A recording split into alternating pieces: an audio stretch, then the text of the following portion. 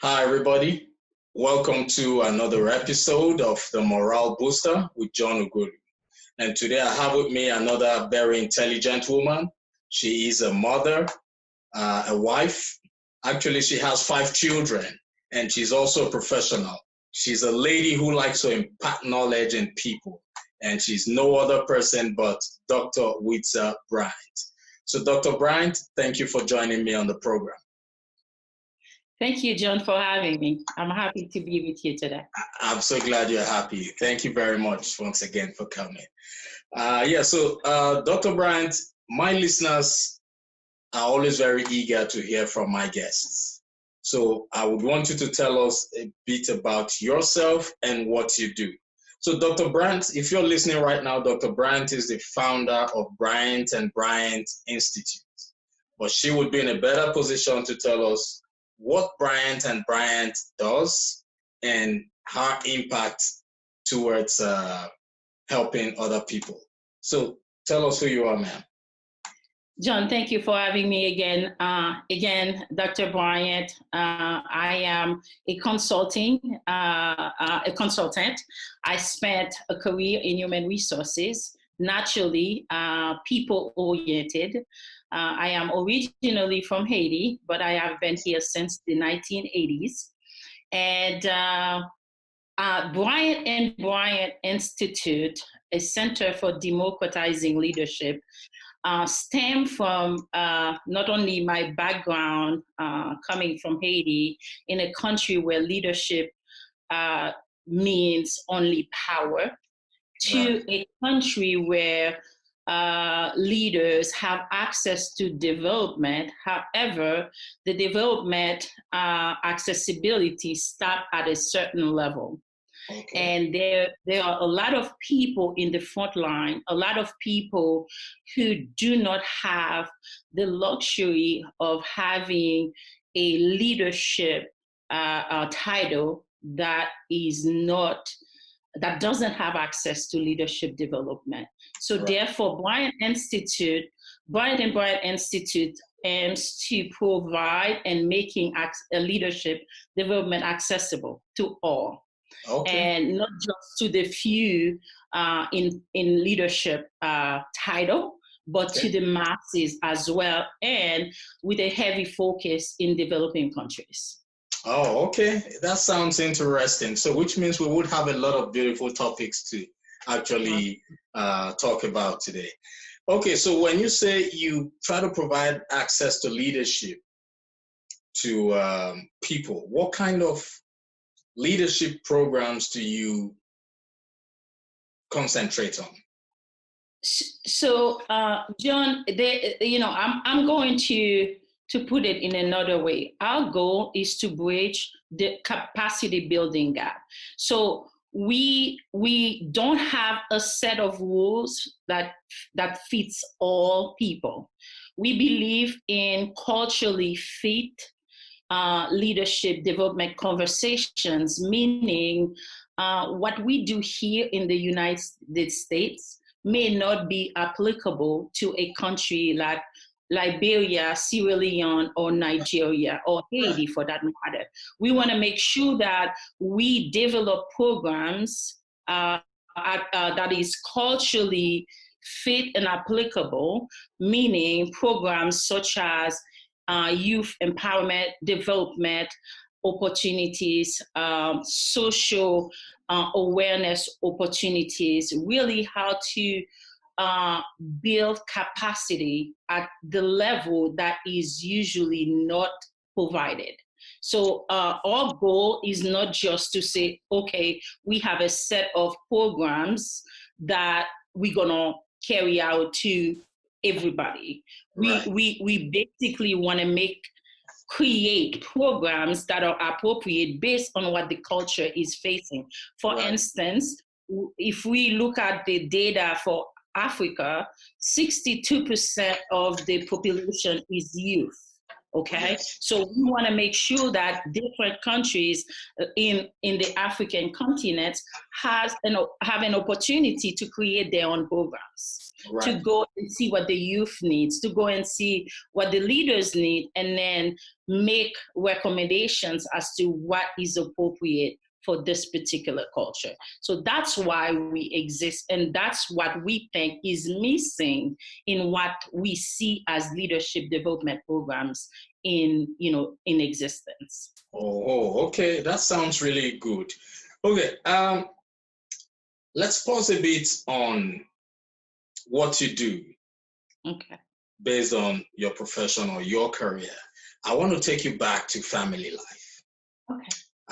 Before the program started, I know you told me you are a mother of 5 children. Am I right? That's right. Okay.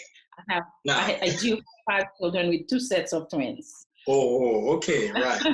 Now, you see, this is where I really want you to explain to people out there, because I know I have so many listeners who think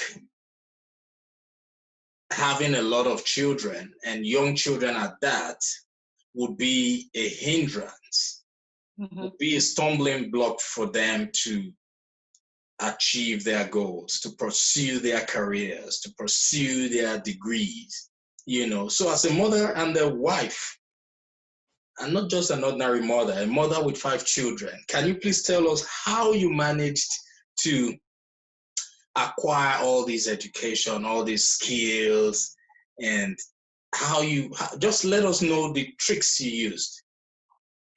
Okay, I wish there was a magic word to describe this, John. But what I find out is once you are focused on your values, right? What matters the most, you list them in order of importance.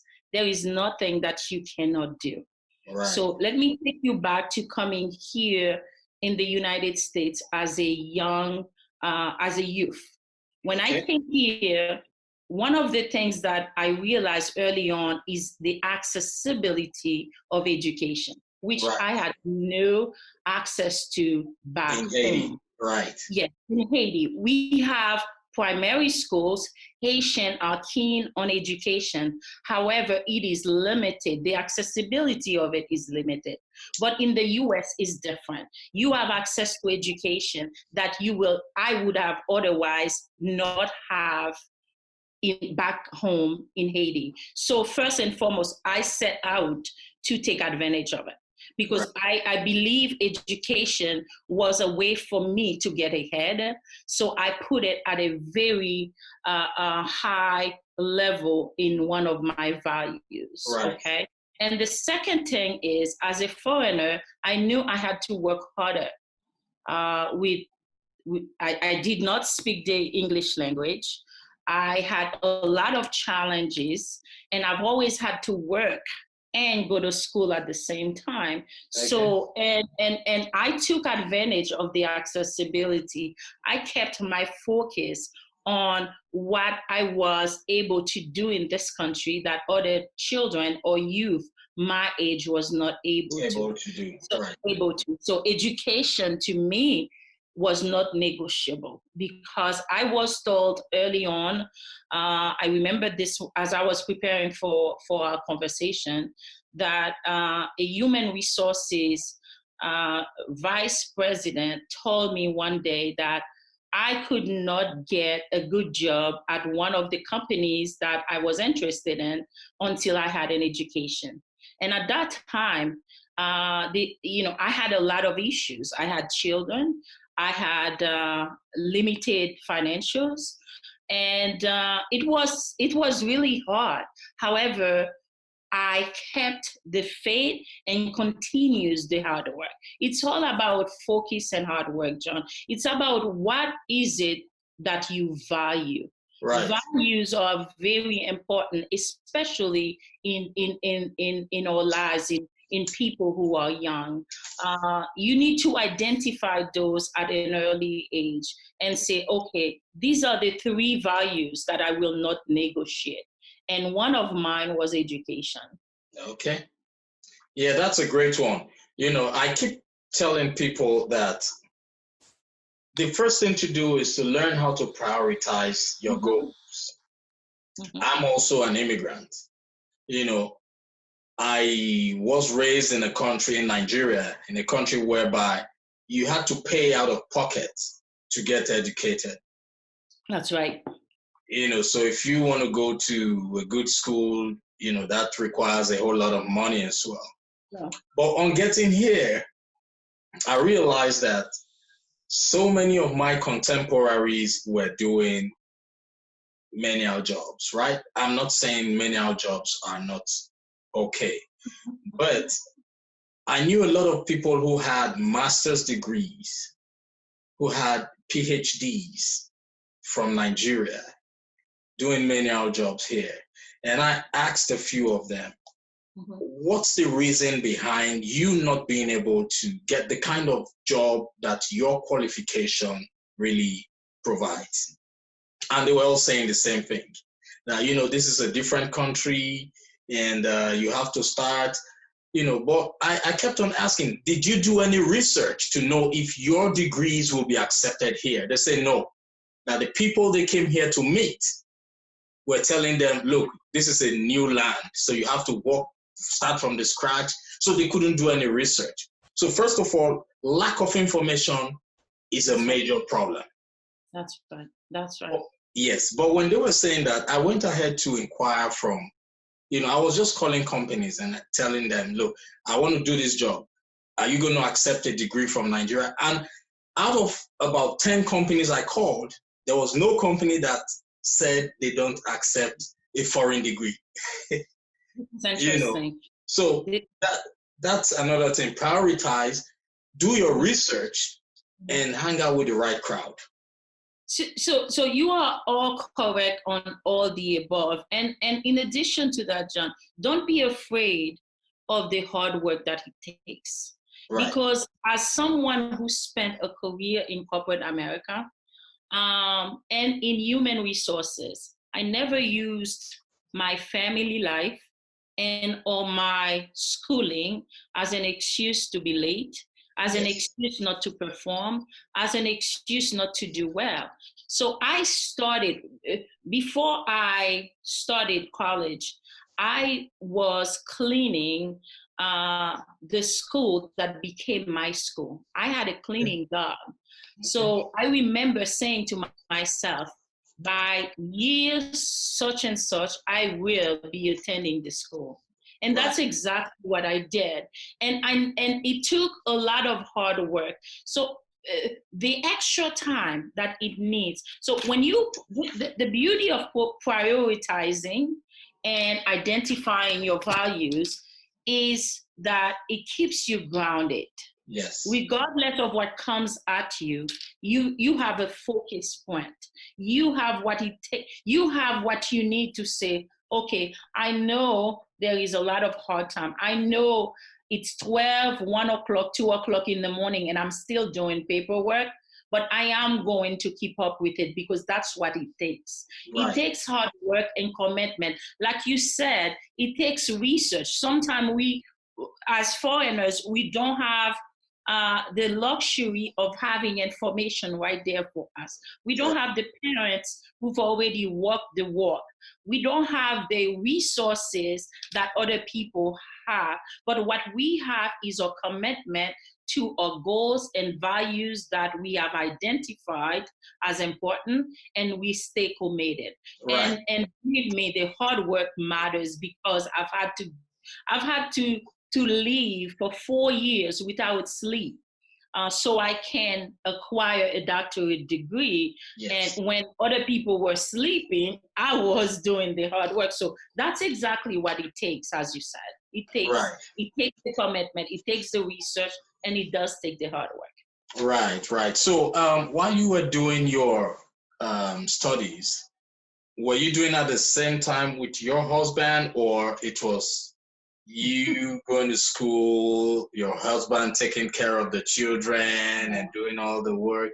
My husband and I, John, we both started the program together. First semester, the same classes. As a matter of fact, his doctorate is in strategic strategic leadership as well, but with a focus on global consulting. My focus is on coaching. My husband and I, we had the same amount of study, the same amount of classes. We had full-time jobs, and we had to finish the program in 4 years. So we had a system where our children will come from school.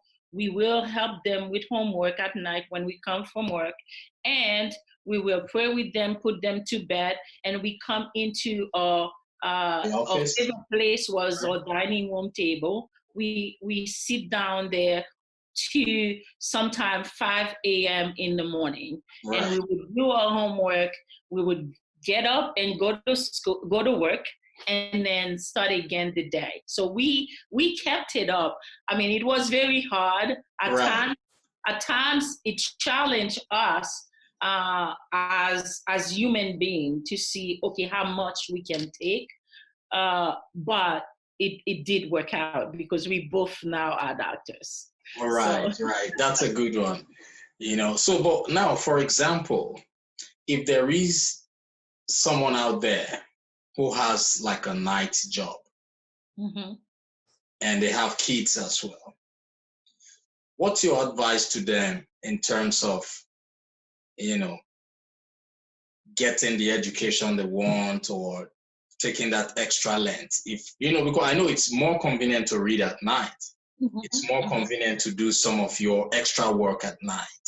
So for those people who work at night and need to sleep during the daytime, how would you, and they know they have to get something better for themselves.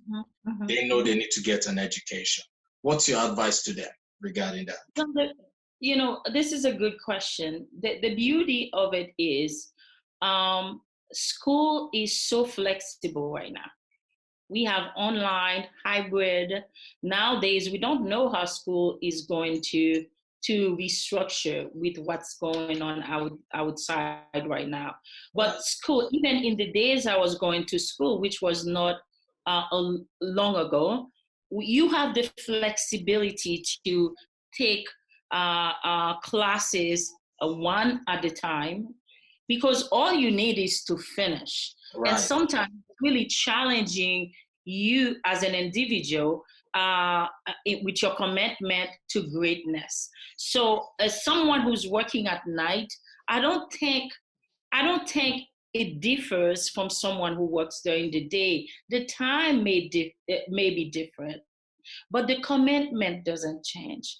If I study at night and I still get up early morning, my commitment didn't change. My employer did not change my hours. I used to travel across the East for work. So if I have to get up at 5 o'clock in the morning, you know what it means, John? It means that I didn't have any sleep at all. And I am asking people to do that, but I'm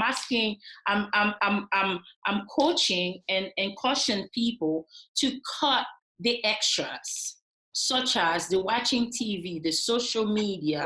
I remember starting my doctorate program where the dean of the program said, hey, your life is going to change. You will not have time to chat on the phone anymore. All the extras need to go because you have a path to follow. You have a goal to accomplish. But so many times we let the things that are not important really infringe on what we need to focus on. So my advice is to cut them up. Just sleep. Come home, sleep for the hours that you feel comfortable sleeping, but don't be comfortable because you have to accomplish this goal. And if it means cutting your sleep to 4 hours, and get rid of the extras that don't add up to your goal, to you accomplishing the goals, that's what you do. Because you have, and also, if the normal schedule is 2 years or 4 years, there's no problem with extending it. right? So Right. because it is a goal you need to accomplish, and the more you focus and structure everything else around that goal, you will make it.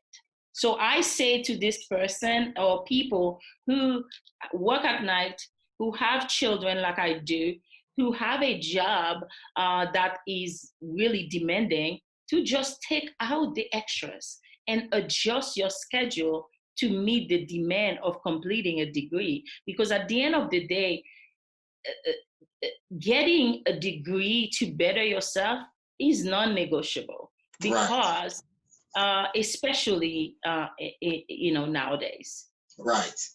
You're very correct. I really do appreciate you for saying that.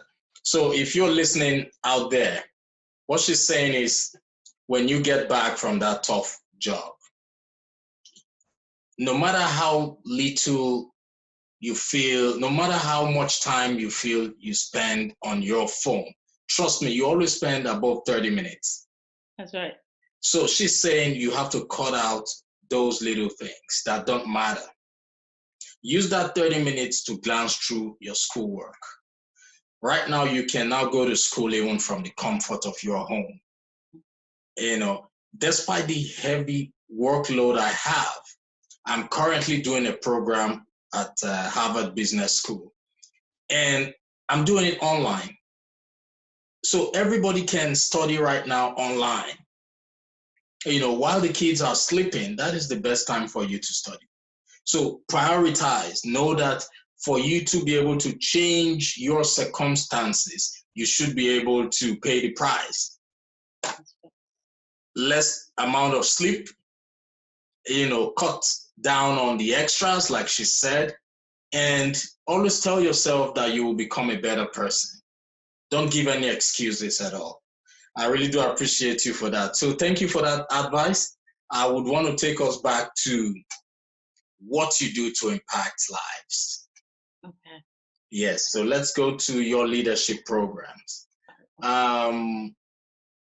If I'm not mistaken, you say you have programs for both those in the United States and those in other parts of the world. Am I correct? That's correct. That's correct. As you can see on our website, we have different youth development program. Nowadays, there's a need among. There are needs, development needs that are standard across the board, nationally and globally. One of which is social awareness. Right. All kids, because of the technology world, because of the era we are in, kids, youth growing up need the type of skills that will allow them to adjust to a global culture. Right.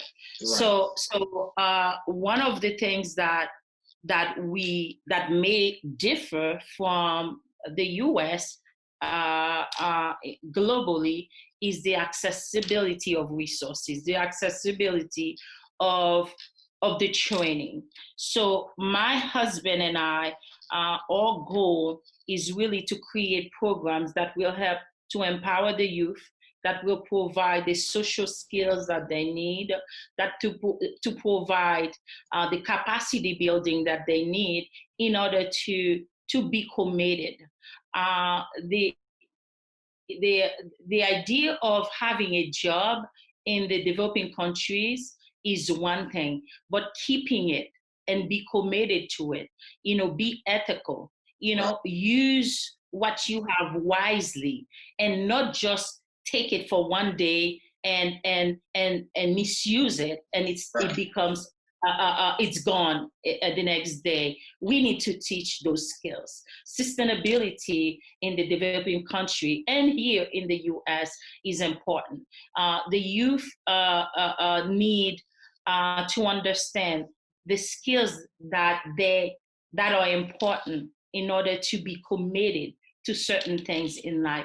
Because we are living in an era, John, where people want things to happen and they want it now. Right. But it doesn't happen this way. You know, for sustainability, even in leadership, for sustainability to happen, for you to experience sustainability, you have to spend the time. You have to understand that the need for development at all level is important. So that's what we are trying to preach. We are trying to empower the youth in not just inner cities, but in developing countries, so they don't expect someone to just hand them something.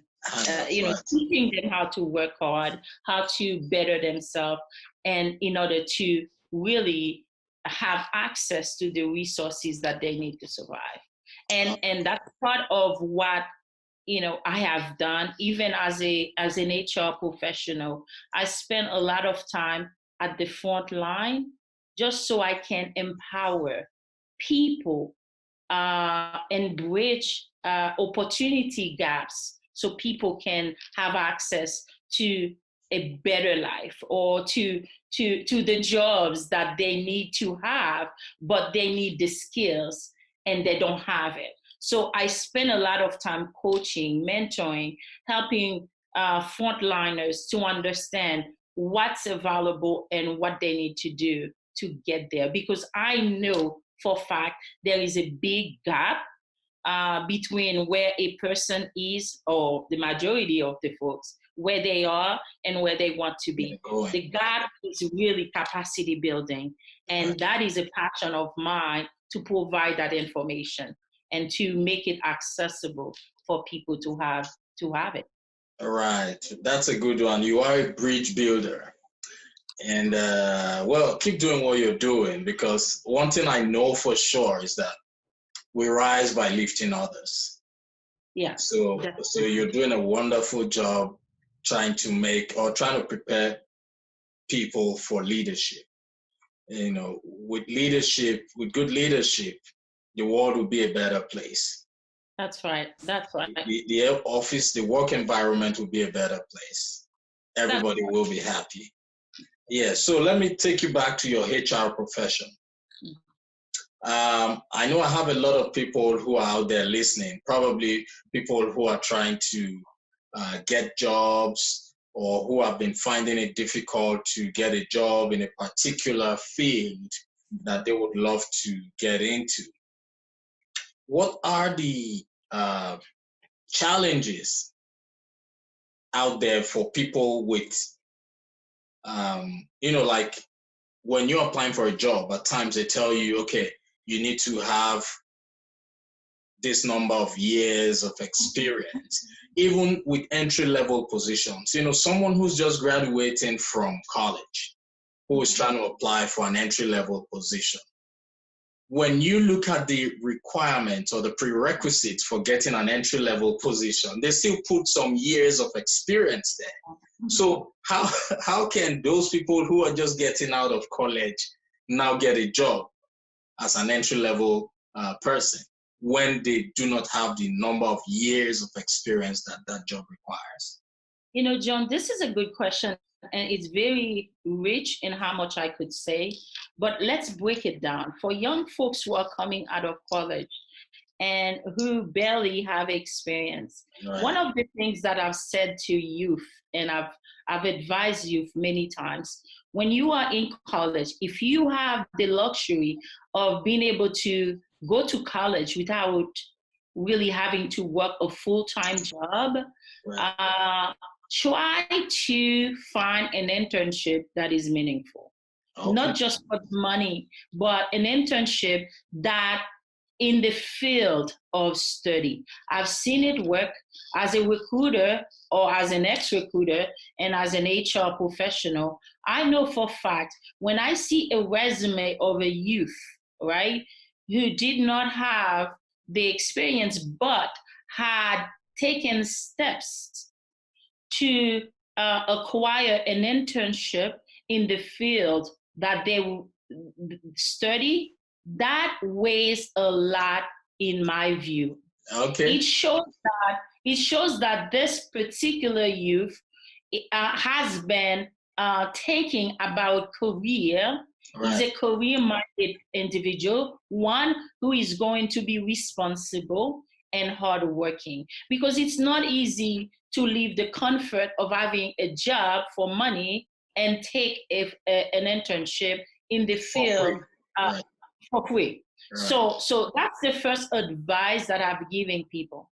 But John, what I found out as a person who never had the luxury of having resources, financial resources, and contacts, people to do things for me, I've learned that a lot of times people don't get jobs because they are not seeking mentorship. They are not seeking advice on how to interview, what our recruiters are looking for, what our HR people are looking for. Why is this job open? Your responsibility as a job seeker is to go on the company website to see the activities.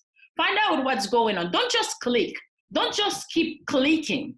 Yeah. Do some preliminary work like you did, like you said earlier. Right. Do your due diligence. Go onto a website, see why the company is hiring. Okay, what happened or what circumstance that's causing a company to be hiring. Let's say this information is not available. Sometimes you have people with a good resume that don't really know how to interview or what to say in an interview. And that's where the mentorship come in. Find someone who can help you through a mock interview.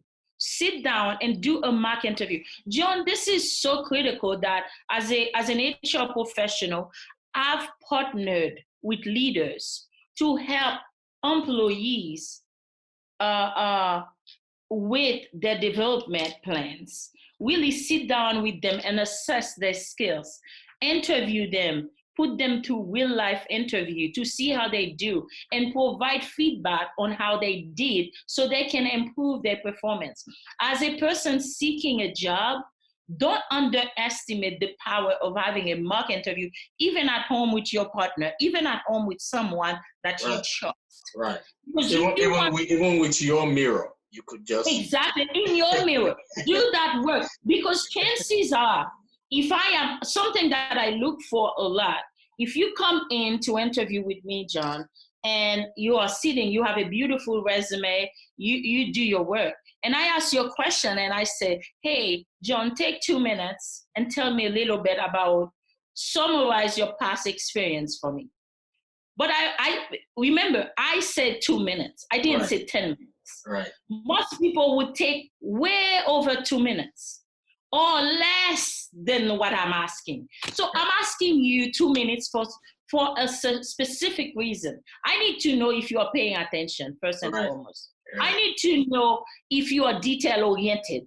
I need to know whether or not you're going to follow directions. But most people, because they don't prepare themselves, they don't have as much chances or as many chances that other people would have. Not only youth with limited experience, but also people with experience who don't have the opportunity to land a job because they're not doing that work, that hard work that you need to do. Right. So that, for a youth, you need to select a path and follow it. That's true. If you did, let's say now, if you are a youth, you didn't know, you didn't know, you had jobs that didn't match what you were gonna do as an adult, and you fall in that category. Try to redeem yourself in doing the hard work. Just start working harder to understand, to build your network, to go to the networking events. Try to meet people, because I guarantee you, once you meet someone, you meet another person, you're gonna be connected and you'll have more chances to get a job. That's awesome. Now, you just said something that actually strikes me there. You talked about networking events. Mm-hmm. Networking is key to anything. So for those of my listeners who are out there, I want you to remember that whatever you do, networking plays a major role. If you want to start a small business, that's right. You need to start networking at the right places. If you want to get a job, you need to start attending networking events and start networking at the right places. If you want to do anything, networking plays a major role. That's why at times they say hard work is not always it, but working smart is key. That's right. No matter how hard you work, if you do not add that smart part of it, you're just going to work in vain. So networking is key. Thank you for saying that. Thank you very much for that. Okay, so now, how old is your youngest child? My youngest children. Oh, okay, yeah, twins, right. So I have twins who are 8, yes. 8, okay, and the oldest? The oldest is 17. The oldest 2 are 17. Oh, okay, that's awesome. So the reason why I'm asking you that question is that there are so many people who would fall into this same category. And for that reason, they've been holding themselves back. They've been having a form of limiting belief that having young kids like that would not help them. So she has young children as well. Don't feel it's not doable. It is. The only stumbling block in your own life, in anybody's life, is you. Because you are the only person who can help yourself, and you are the only person who can make things work for yourself. Nobody else can help you. All right. So if you truly need to step out of your current predicaments and become better, then you have to help yourself by doing what is right. Am I right, Dr. Bryant? No, you are so right, because I hear a lot of my the people that have come to meet and on a daily basis or regular basis telling me, oh, I am going to school, but I'm waiting for my kids to get out of the house. I'm waiting for my kids to go to college. I started my doctorate program. I had twins who were 4. Oh. I acquired my master's when I was pregnant with those twins. Okay. So I was going through my master's at the time, and so I know what it takes. I know that it can be done. My children are healthy. They are happy. They are beautiful kids. They are A students. My first 2 are going to college. They've already been accepted in different colleges of their choices. Awesome. And I have my 11-year-old who is in a gifted program here. Awesome. Where we are, and the 2 who are 8 are excelling in school. What does that mean? It means a time when my husband and I are doing homework, we have them sitting right next to us. Right. When I said earlier, you have to compromise and you have to keep your values unmovable. They have to be unmovable, because if we know one of our values is education, and we're gonna do everything we do has to lead us to that path. So we have our children sitting next to us and we studying together with them. As a matter of fact, we compete, all of us, together to see who's gonna be tired. So it can be done. Don't wait till the children are out of the house, because chances are you are losing precious time. And I remember, John, one of the things that I tell people, as I am in school, my children are in school, and I am a full-time executive HR, and I would get upset when people use children as an excuse for them not to show up to work. I get very offended, actually, because I believe if you are committed, if you get up today and say, I want to go to school and have those children and go to work, it's a choice that you make. And that choice have to lead everything else that you do, and let go of unnecessary activities so you can focus on what's important, which is the education, the putting food on your children's table, and ensuring that they also have an education. That's true. That's a good one.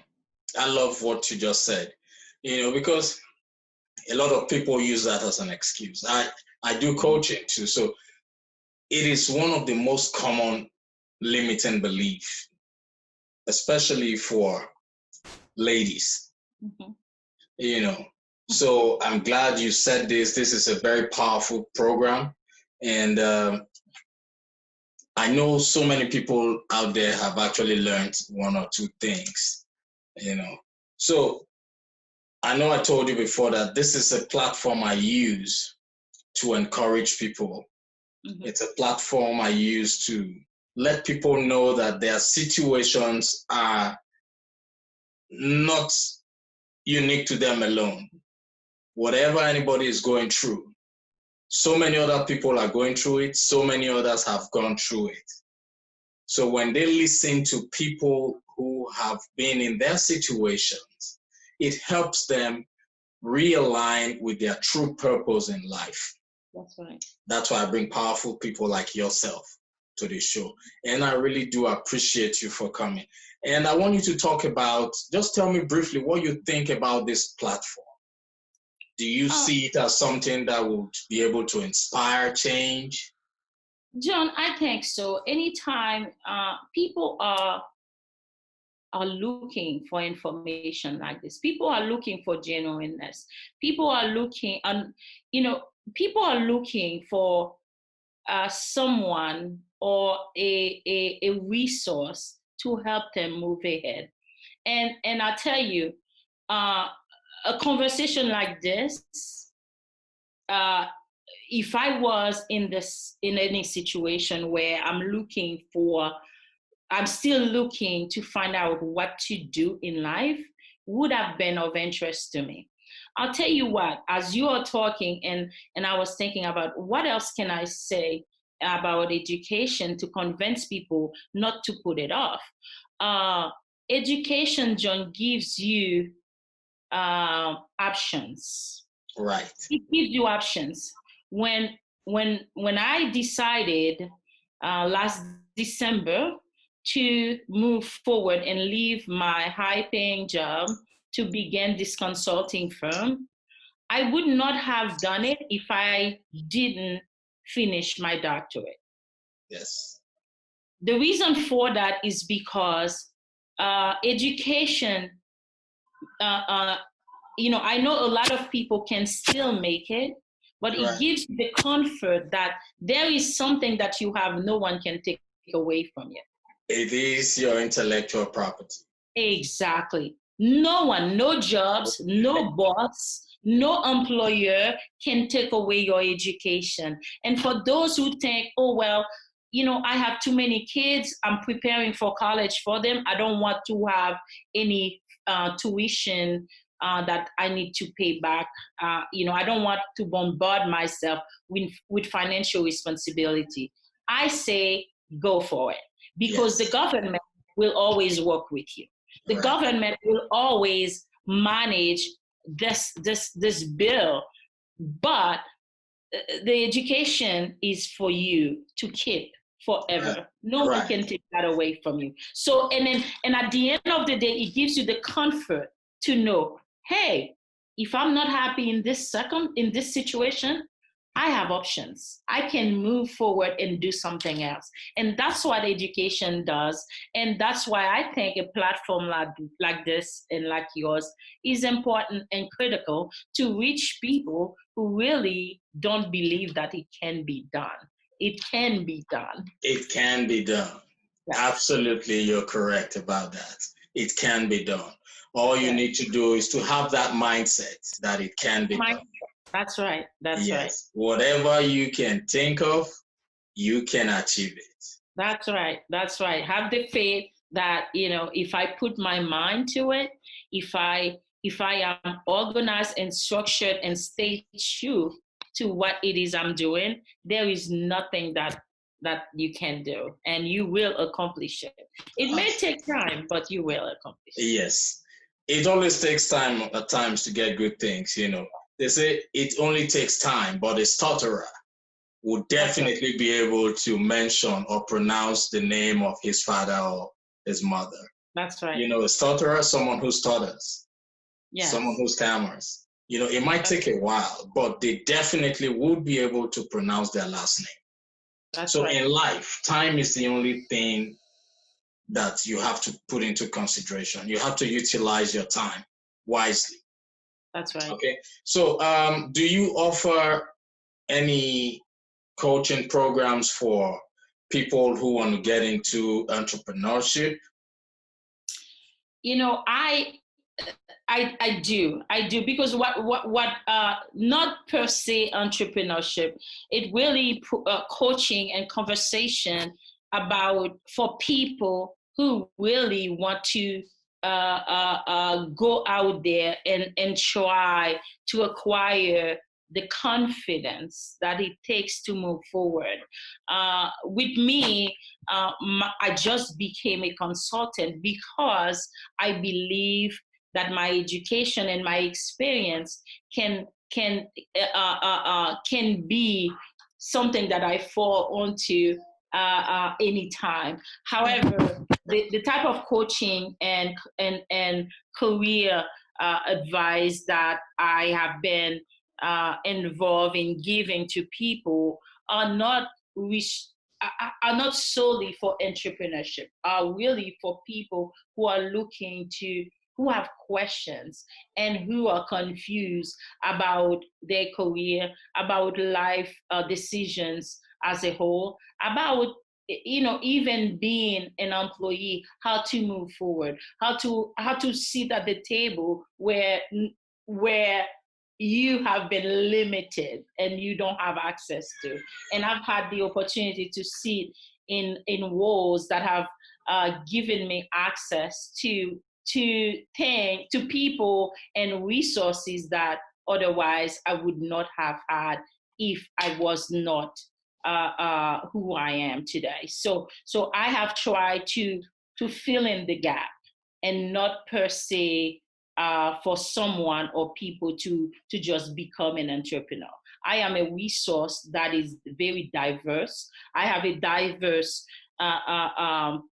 background, right? And I try to use that to help people move forward in life versus just professionally. Oh, okay. Awesome. Thank you. Let's talk about your challenges from transitioning from your high-paying job to owning your business. Have you encountered certain challenges that you would want to share with people who are in the process of transitioning from corporate to entrepreneurship? John, as much as I tell people you can do anything that you put your mind to, it is not easy. Yes. You have to have determination, because at times you will come to a crossroad where you doubt yourself. Yes. And ask yourself, did I make the right decision? So needless to say, yes, I've encountered a lot of challenges, especially financial challenges. Right. And my husband and I, we have 5 children, and we have responsibilities. And this is something that people need to hear, because the fear of the financials and the unknown have prevented so many people from achieving their goals. From achieving their goal. And I am glad to say that there's always a way out. There's always a way out where you keep a focus to your goal. Yes, I have the challenges. Yes, I can't go and spend as much that I used to going out to dinner and buying extravagant things for my kids. At the same time, I understand it's for a moment. I understand that it's not going to be for long. So another challenge was, as a new consulting firm, we had a lot of things lined up for, potential financials. But with the virus and the closure of so many businesses, all that left us, and now we are back to square one. Am I afraid? No, am I afraid? Not at all, because I know it is for a season. I know the challenges, once you face those challenges, they come to really prevent you from moving forward, from saying, oh, well, I need to go get a job. I need to go back to where I came from. Not necessarily, because this is why it's always good to use your resources to network and continue. As a matter of fact, continue to work harder to try to make things happen versus sitting comfortably and waiting for someone else to give you a paycheck. So yeah, the challenges are well and can be pretty fierce at times, but at the same time, your determination is what keeps you going. Okay, that's true. So like they say, if you do not experience any challenges in life, it means you have not even made any move to do anything that is great. That's right. So challenges do come with everything in life. So the bar is never straight. If it's always straight, then you know there is a problem. Yes, so there are always challenges that come with everything. But the ability for you to overcome challenges is what matters. So I really do appreciate you on that. Thank you very much for taking time out to answer my questions and taking time out to even be on the program. I hope when next I call you, you would join us on the program. Definitely, John. It was a pleasure. Hopefully, someone who's listening, find this valuable, and definitely, I welcome any future conversations. All right. So, for those of you listening, Dr. Bryant is available on LinkedIn and other social media platforms. And you can also find her contact details displayed on the screen right now. And if you need to reach out to her for coaching purposes, for questions, feel free to reach out. She would be more than willing to talk to you. All right. So thank you very much for joining me, and have a wonderful rest of your day. Thank you, John.